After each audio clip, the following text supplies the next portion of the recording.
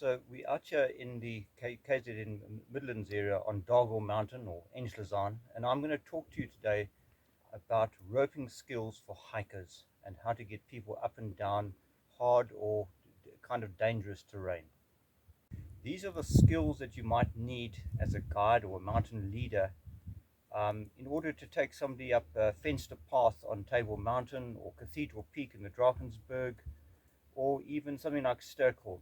And it's how to get people up and down safely over kind of dangerous terrain. Then if you're doing some formal kind of training, these are the skills also required in the mountain leader course and the multi-pitch supervisor course. If you're hiking over hard or dangerous terrain, it is suggested that you carry a 30-meter hiker's rope with you, and in addition a pair of gloves is useful because the rope is very thin, and if you've got to hold somebody tightly, a pair of gloves will certainly help. I'm also going to show you how to, if you're carrying a 120-meter sling with you and one screw gate carabiner, how that can also help in a hiking situation. So a hiker's rope, by international definition, is a single strand of what's known as twin rope. So it's 8mm dynamic rope, and one can use any other kind of dynamic rope, but obviously you'll be carrying something which is fairly heavy then, whereas this twin rope is very light, and it normally comes in a 30-meter length.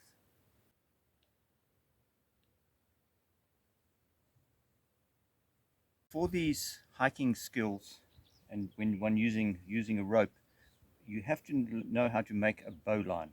And this is how you make the bowline. And note that the rope is going directly around my waist here. I'm not wearing a harness or anything. And there's the bowline. You can make the bowline a bit tighter. And then bowlines must always have a blocking knot afterwards, because they are prone to coming undone. And that's the standard way to tie a person into a rope when they're not wearing a harness. Then the other knot that you need to know is how to make a figure eight on the bight. It's a very simple knot. You simply take it like that, 2 strands of it, turn it around and back in on itself, and there we have a figure eight on the bight. And that loop there, you can make it very large so that you could place it over a rock or something like that, or in this case I'm going to be clipping it into a carabiner, and that carabiner could be clipped to a bolt on the mountain. So in this kind of scenario, we're on some steep ground here. My client, she's not happy to come up this area here, and I'm going to put her on a safety rope, bearing in mind that all these skills that I'm showing you today are not proper rock climbing, and I as a guide or a mountain leader, I'm quite happy to scramble up here. I don't feel I'm going to fall off. It's for anybody else that I have to bring up the mountain. Note that I've tied the rope around my waist before I set off, and the rope is tied securely to the client already, and I'm not walking with the rope in my hand or anything like that. It's properly tied onto me already, and away I go up the mountain. So once you have arrived at your stance of where you want to bring the person up to, the most simple way of doing it is to find some kind of seat where you can brace yourself. Now I've got this large rock between my legs here, and I can also brace my feet onto the rocks around me, and I simply pass the rope around my back and then twist it around this arm, wearing gloves and long sleeves, and the other side, and I shout to my client, okay, climb when you're ready, and I bring it up and I pass this rope into that hand like that and carry on up.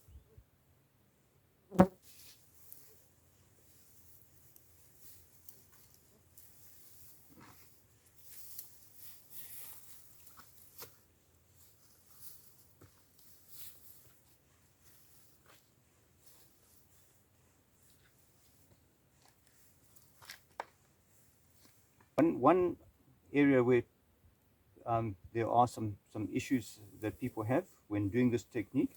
When you're bringing the person up, the art here is to grab the rope, you pull it in, and then you hand that side of the rope to it, and then slide your hand back again and repeat it like so.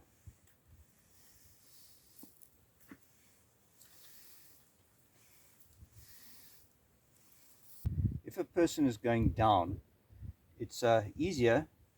The person simply pulls the rope through your hands and you allow the rope to go like that.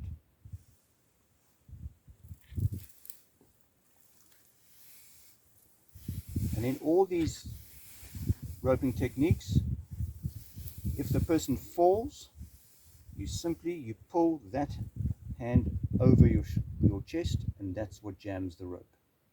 The other way in order to secure yourself on a mountain, and if there is a nice bollard of rock or a tree stump or something like that, is to make a figure eight. So it's coming from me, from my bowline, and I've made a figure eight, a large figure eight. I have checked the rock is secure, and I simply place the coil over the rock and behind it. I come down, I'm going to sit on this rock.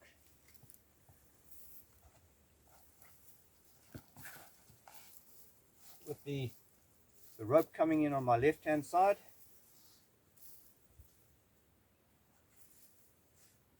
And we're ready to go again like that. And if your client had to fall, you brace against it like that.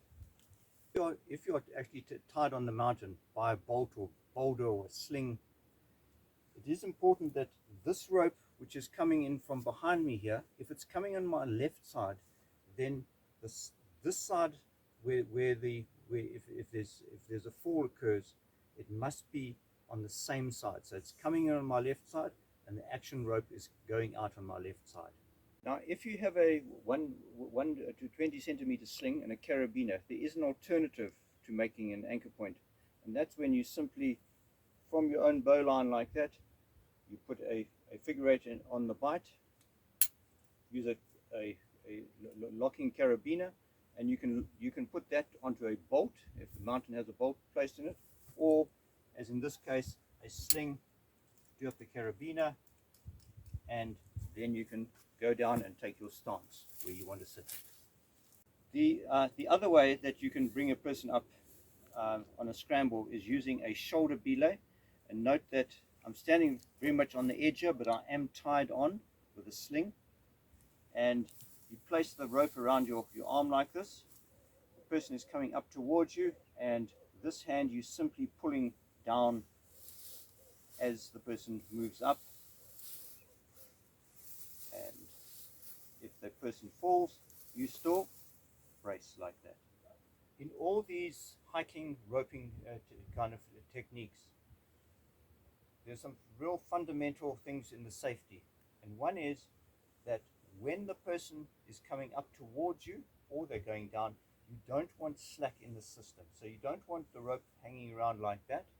Simply that if the person then falls, there's a big jerk on the rope. You want to keep the rope taut at all times. The other one is if you're using a seated belay like I am, or even if you're tied on the mountain, it's very useful to scrub some energy off in the event of a fall. And how you do that is you purposefully throw the rope around some rocks or weave it through some rocks. And that enables you, as the person's coming up, if they fall, the energy is used up around the rocks and in that fashion. One other very useful way to bring a person up a steep slope or go down is if you're using a sling, or maybe a carabiner has been placed directly onto a bolt on a mountain, like on Cathedral Peak, is to simply use a wide carabiner like that, and you use a Munter hitch or a friction hitch or an Italian hitch or an HMS knot. They're all the same thing, and this is how you make it. Turn it around like that and around like that, and then back on itself, and you simply place it onto onto the carabiner like that, and then simply tell the person to climb on, and you bring them up on the Munter hitch. This is an extremely useful and safe way to bring somebody up.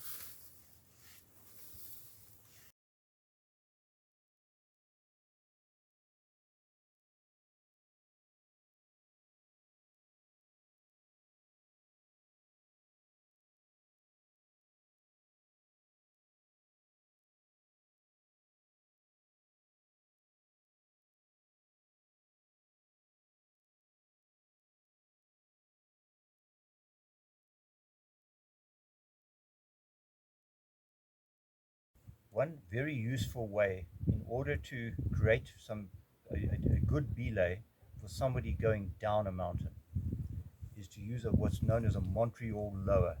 Now note that I am tied onto the mountain, and then a Montreal lower is simply a Munter hitch or a friction hitch placed around yourself, and it's best to wear a bag on your back because the actual rope will be on your back. And all you do is you make a friction hitch like so, and then you make it very large, and you're going to place this over your own head, and you will become the carabiner as such. So once you have it over your back like that, you've got a Munter hitch around your own waist like that, and as the person goes down, you just simply feed it out. It's very simple, and if you want the person to stop, you can simply do that, and the whole system will stop. So in order to bring a whole group up a hard section of a mountain, you have the problem that as a guide, you're going to tie a bowline around a person's waist and then bring them up to the top, or vice versa. You might be sending them down like that. But particularly if you're going to bring them up, you have the problem that when you throw the rope down to bring the next person up, they can't tie the bowline. So how do you do it? And there's a very simple and clever way of doing that, and it is an adjustable slip knot. And this is what you do.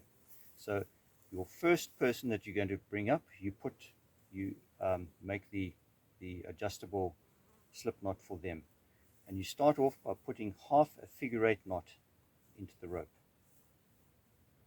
like so. We're going to make it a little bit bigger.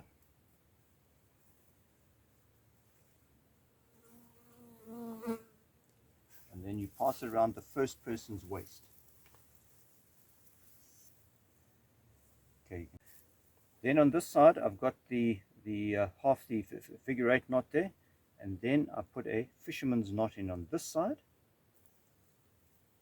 crossing it over like that, and I suggest you go 2 or 3 times around, and then passing the front of the rope out the front there, away from the client, and then you can see you've got a rope that will slide like that, but it can't slide further than this knot. So you simply make it smaller in this case, and now the slip knot will go to that point there, and it can't go any further, and the first person can come up with it like that. When the first client gets to the top of the cliff, you can simply take it apart like that, put it off the shoulders, and then throw that loop down to the other people, and each person then simply puts on the noose like that and adjusts that knot for their size waist.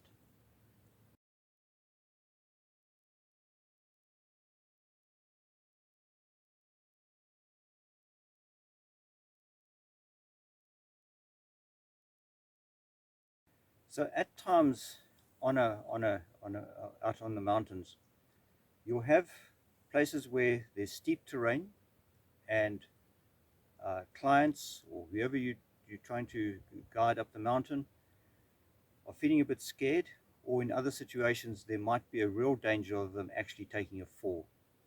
And there are 2 techniques that you can use. One is to confidence rope them, and that means to bring them up some steep terrain. However, it might not be very dangerous at all, but the person themselves might be scared of heights, so you give them some confidence with the rope.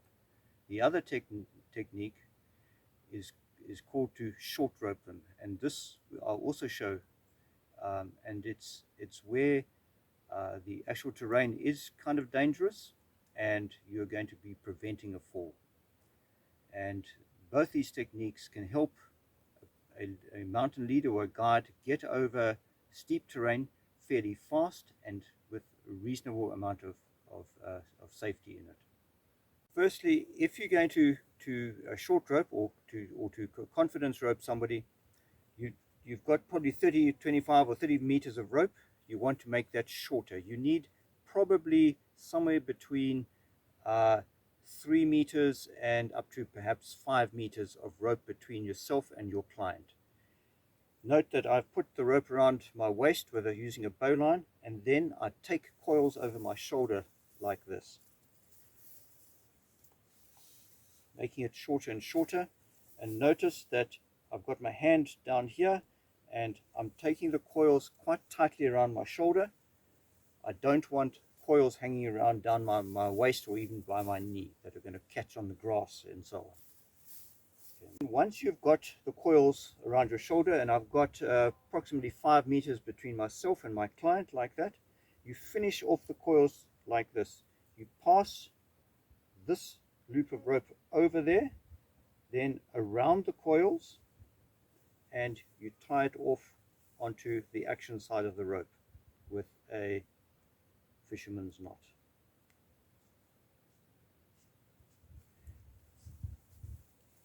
And there you can see most of the, if I have any force on this rope that I'm putting with my hand here, most of the force is still going around my waist, and that's where you want the force to be felt, around your waist, keeping it low like that if you have to hold a fall. Then one final thing that might like to do here is that you want to put a loop in the rope fairly close to the client, just with an overhand knot like that. And this is a handle that you can hold onto, and you can have a lot of rope between yourself and the client, or if you want to get much closer and hold them over some hard section, just notice that this handle is closer to her than it is to me, and in order to make it shorter, I take coils in my hand this side like that, and it is now effectively shorter.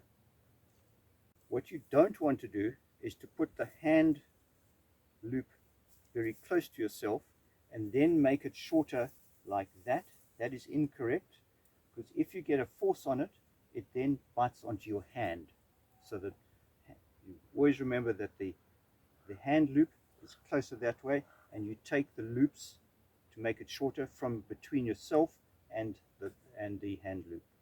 So in this kind of terrain that we're in here, the client is simply a bit scared of heights and might also be tired, and you want to put her onto a confidence rope, and all that rope is doing for her in actual fact is making her feel confident, and she will come up the mountain more easily. The other thing about this kind of roping technique is that you must instruct your client not to try to catch you up, because you want to keep this rope fairly taut between yourself and the client. And there is a tendency for people to start racing and trying to catch the guide up. And the other thing is you must give clear instructions about what you want to do and when you want them to start and when you want to stop. So let's go. Okay, Natalie, come. Walk slowly.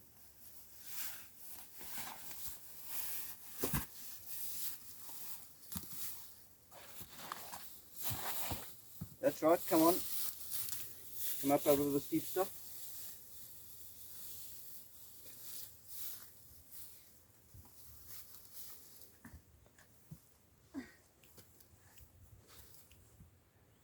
All these confidence roping techniques, you must always remember that whether you're going up or you're going down, the guide has to be above the client in order to catch the fall. And in this case, because she's going to be going down, I pulled the knot round to behind her, and right, let's go, Natalie. And we're going to give her confidence as she goes down. She could have a sprained ankle or something like that, and having a rope around her to give her some balance, give her some extra confidence.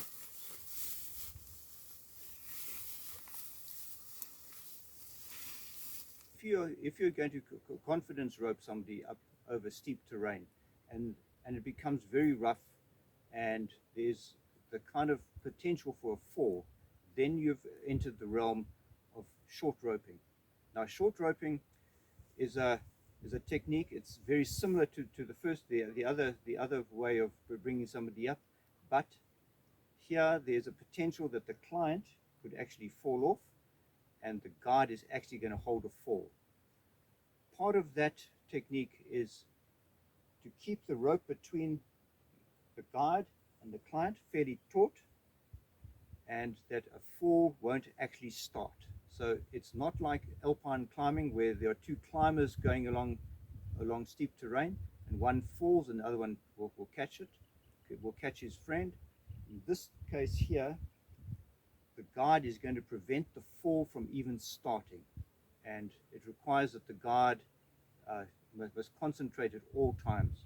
The guide is also going to instruct the client about what to do, and there must be clear instructions about where to stop and where to climb.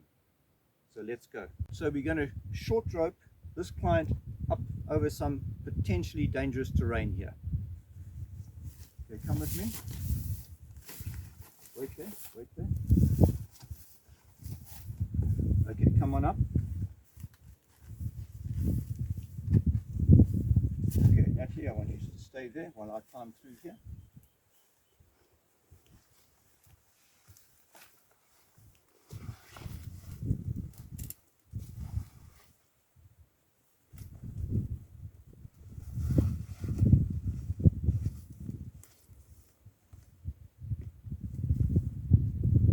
I'm just going to make some friction around the rocks here as she comes up. Okay, wait.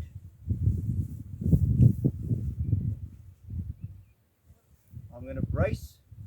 Okay, Natalie, climb on. You can move the rope a little bit.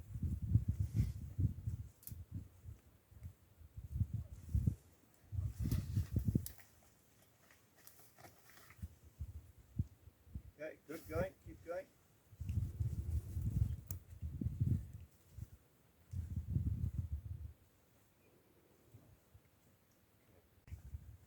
Okay, come.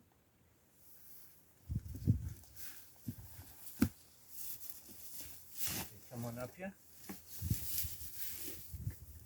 Okay, I want you to wait there.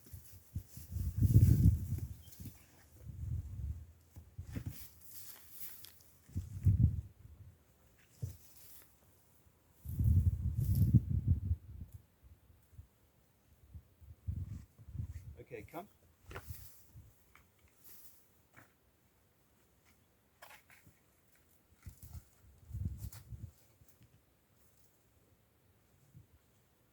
Okay, well done.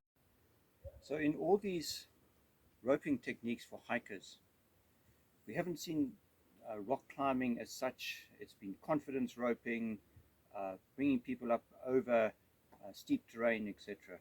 And the rope is not there for the guide or the mountain leader for their safety. However, there is one last technique that one can employ, and this is normally used for the mountain leader or the guide, but it's not used for the people they are guiding or leading through the mountains, and that is to abseil or to rappel down a steep section. And you're not wearing a harness, so there are some techniques that you can use without wearing a harness to get down the mountain. First of all, I've taken my hiker's rope, 30 meters. It's anchored back there. It could be anchored around a tree. It could be anchored onto a bolt, like for instance on Cathedral Peak in the Drakensberg or some places on Table Mountain. And I've got the two ends with me, and I've tied them off so that I can't abseil off the ends of the ropes accidentally if they're not touching the ground.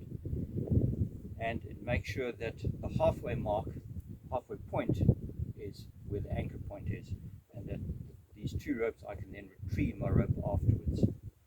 So I take some coils in my hand and I throw them off down the mountain like that. First technique to abseil without a harness is to use a shoulder abseil. And a shoulder abseil you're going to use on steep terrain, like going down a steep couloir or something like that, down a slab of rock. You're not going to use it on anything that's too steep or vertical. It's very simple, and by the way, I'm wearing gloves, long sleeves. It works best. You simply put it over behind your shoulders like that, wrapped around the arms, and you slide down in that technique. And then there is the what's known as the classic abseil, or the original way, or hot seat abseil.